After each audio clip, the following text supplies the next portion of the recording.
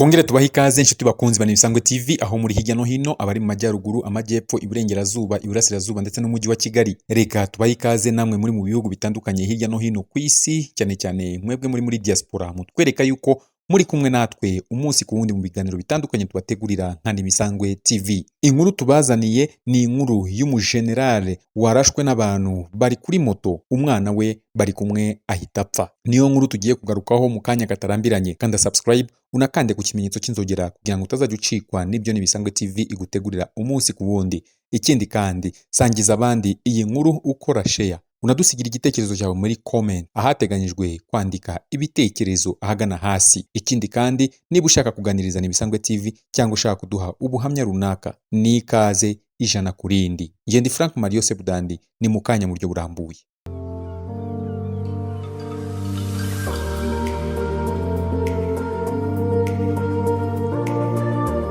Ibinyamakuru byo muri Uganda nka Chimp Reports byanditse ko General Edward Katumba Wamala wahoze ari umugaba mukuru w'ingabo za Uganda yarasiwe iwe n'abantu bari kuri moto, arakomereka ndetse umwana we ahasiga ubuzima. General Edward Katumba Wamala ubu ni Minisitiri w'imirimo n'ubwikorezi. Mu gitondo cyo kuri uyu wa kabiri nibwo yarashwe n'abitwaje intwaro, arakomereka hafi yiwe mu murwa mukuru Kampala. Ababibonye bavuga ko bamurashe bari abantu bane bari kuri moto, nk'uko umunyamakuru wa BBC i Kampala abivuga. Umuvugizi w'ingabo Brigadier Flavia Byafashe yabwiye ibiro ntaramakuru Reuters ko General Wamala yajyanywe ku bitaro mu gihe umushoferi we yahise apfa. Televiziyo ya NBS TV ivuga ko umukobwa wa General Wamala witwa Brenda Nantongo bari kumwe mu modoka nawe yapfuye. Mu myaka ishize ibikorwa byo kurasa abantu bikozwe n'abantu kuri moto byariyongereye muri Uganda. Mu mwaka wa 2018 Ibrahim Abiriga,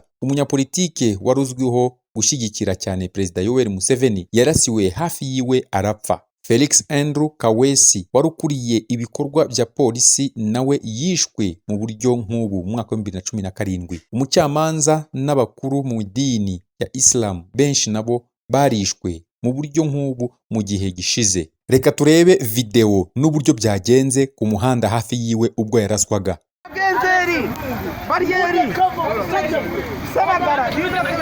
Baduseno batuyisekaawo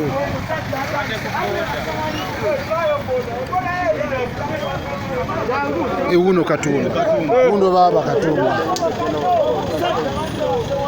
afande huyo afande Katumba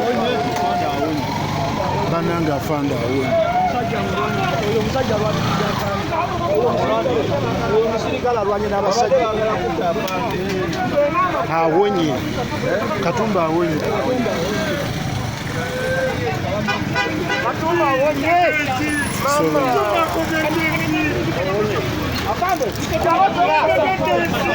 afande tula kuboda wakutwale mu ddwaliro.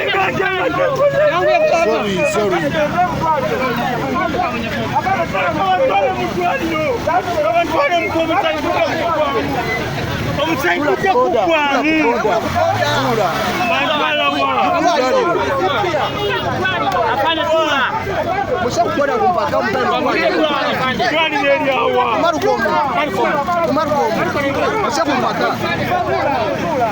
Unamugendele kono. Pola. Kale. Lindako.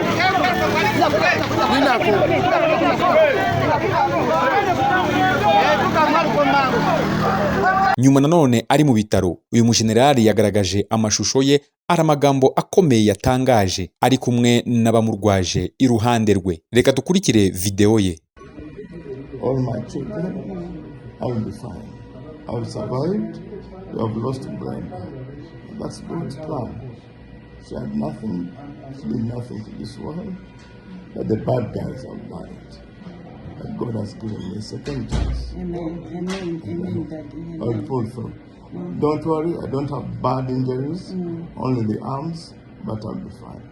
I'm with the doctors, and the doctors are doing everything possible. I love you guys. Please pray for Mommy. Mommy's in a terrible state. Please pray for her and everything. Those who can come, please come. And be buried, pray. Bye. Ngayo nguko ibijyanye n'iraswa ry'uyu mujenerali. Reka turaza kubagezaho andi makuru akurikiyeho uburyo ari bube amerewe. Ni Nibisanzwe TV naho butaha. Imana ibarinde.